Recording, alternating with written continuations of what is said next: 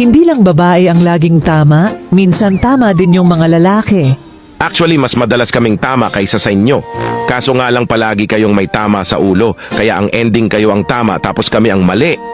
Kung pwede nga lang tamaan kayo sa tuwing may tama ang ulo nyo, ginawa na namin. Kaso hindi pwede.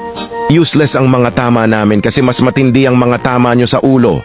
Sa sobrang lakas ng tama nyo, pati sa panaginip, naniniwala kayo na meron kaming babae. Isipin nyo nga yan kung gaano kayo katarantado.